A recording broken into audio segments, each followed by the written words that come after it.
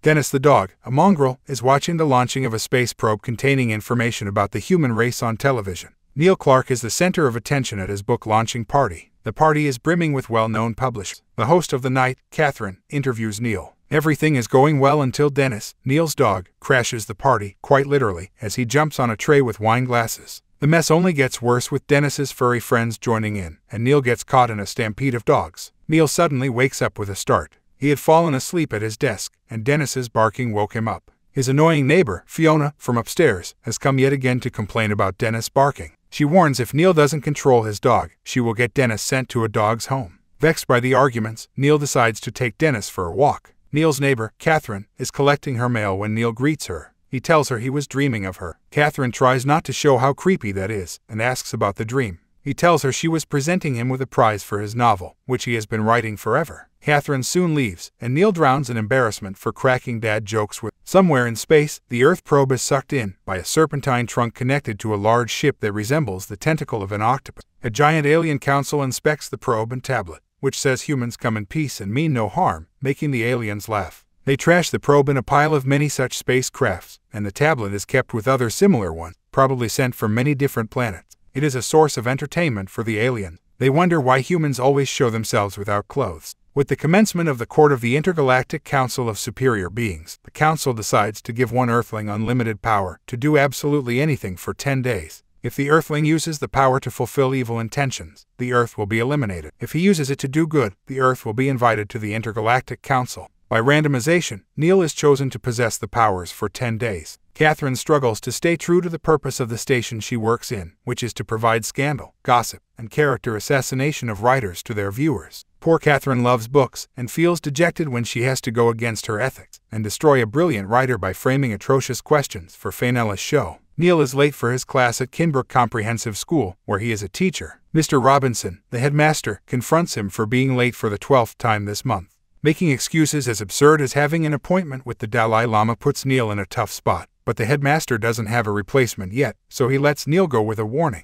Neil watches the rowdy kids of his class from the door and decides reading the newspaper would be a much more productive task. At lunch, Neil sits with his friend and fellow teacher, Ray. Ray is in love with Miss Pringle, but he always comes out as obnoxious when he talks to her, which makes her maintain a distance from him. Ray asks Neil if he has one power to do anything, no matter how absurd, what he would do. Neil says it's easy. He would want aliens to eliminate all the class. And so it happens, a loud explosion is heard, and Neil rushes to find his class completely destroyed, along with all 38 students. Neil is welcomed home by Dennis, waiting for him to clear his poo. Neil realizes he has powers when he jokingly asks the dog mess to clean itself, and to his astonishment, it starts walking and hopping towards the bathroom, and flushes itself down the toilet.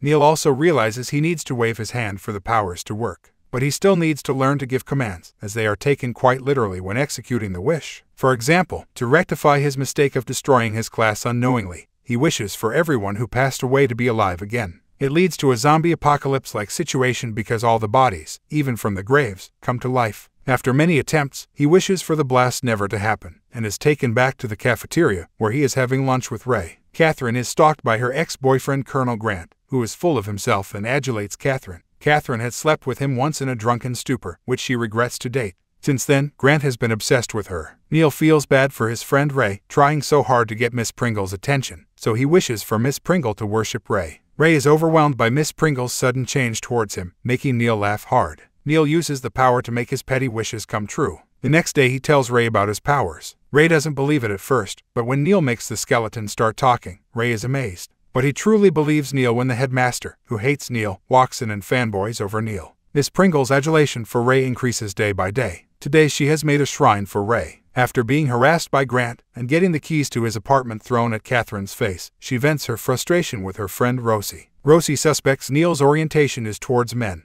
but Catherine doesn't think so and finds him attractive and kind. The intergalactic power device malfunctions, and Neil loses his power temporarily. But he doesn't realize it, and wishes for Catherine to fall in love with him. Coincidentally, Catherine rings the bell to his apartment. She is a bit tipsy and acts on her urges. They kiss, and Grant sees them as he climbs the pipe to her apartment. Soon the pipe breaks, and Grant takes a hard fall. The alien smacks the device, and it starts working again, and Neil's powers are restored. The next day he is happy after spending the night with his crush Catherine. Miss Pringle has now included others to form a cult, and has started literally worshipping Ray. They bow down to him, addressing him as their lord. Neil is having his breakfast when he gets an idea and wishes Dennis to be able to speak. But it backfires, as Catherine comes to talk to him about the last night, and Dennis shouts from the next room that he loves Neil, which makes Catherine believe that Rosie was right about Neil being gay. Disappointed, she leaves. Neil runs after her to clear up the misunderstanding, but he meets Ray, who has come to ask for his help to save him from Miss Pringle. It leads to events that make Neil turn Ray into a sausage, but he is still unsuccessful in making Catherine believe that he was talking to his dog Dennis, and not another man. Soon an opportunity appears. Grant has broken into Catherine's apartment.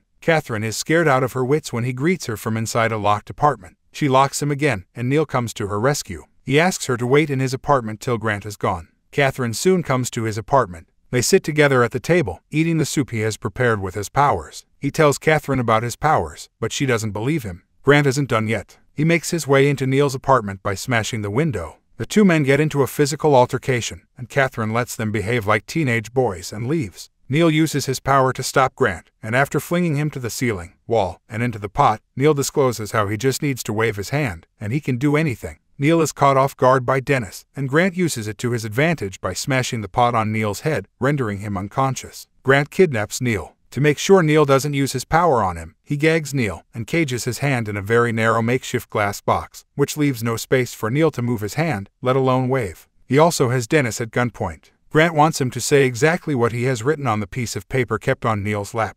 Grant warns he'll shoot the dog if he tries saying something else. Grant's first wish is for all pasty white Englishmen to have huge ears and duck feet. Catherine goes into Neil's apartment to see if he's doing okay after the fight, but he is nowhere to be found. She finds Ray hiding in Neil's closet. Ray is hiding from Miss Pringle. Miss Pringle has come to believe that Ray is immortal, and now she and her cult wants to show it to the world by making him rise from the grave. His life is in danger. Catherine and Ray agree they need to find Neil to put an end to it. Grant makes Neil fulfill many absurd wishes. Meanwhile, Catherine and Ray run to get to Grant's apartment to get away from Miss Pringle and her cult. They get there in the nick of time to stop Grant from causing any more chaos and save Neil and Dennis. Neil turns Grant into a corgi and undoes all of Grant's wishes. The cult follows Ray, and Neil is able to save Ray by making the cult forget about Ray and turning Miss Pringle into how she used to be. Miss Pringle calls Ray a creep and leaves. All the people following her leave too. Catherine is still not talking to Neil and asks Ray to take her home. Once back at their apartment, Neil tries to talk to Catherine. She is upset because she feels it is wrong to control someone and curb their free will. She is perplexed when she hears that Neil used his powers to make her fall in love with him, even though he doesn't know that he had no powers when that happened. She leaves, after saying she cannot love a man who can control every aspect of her life against her will. Neil feels dejected.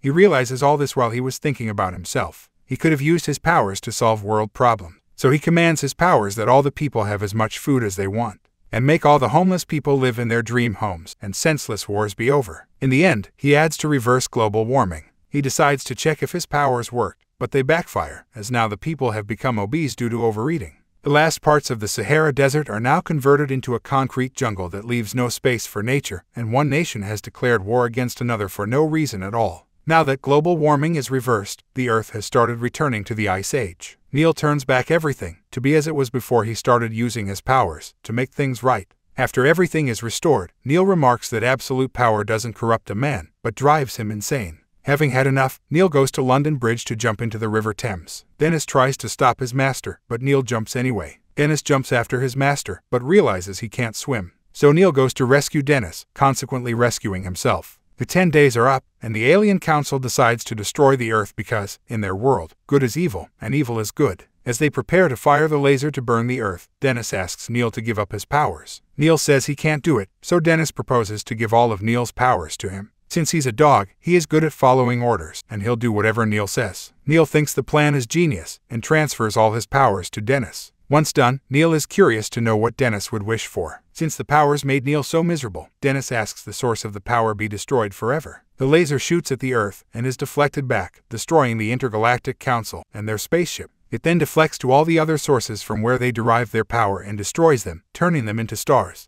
It is the day Neil fell asleep on his table all over again. But Neil retains the memory of what had happened. He first tests if his powers are gone, and when he's made sure they are, he goes down to ask Catherine out on a dinner date, to which Catherine says okay and goes into her apartment, but comes out seconds later and proposes they go out tonight. Neil is beyond ecstatic as he does a little happy dance. Dennis sits with Grant, who is still a corgi, and Dennis can still speak, but he decides to keep it a secret.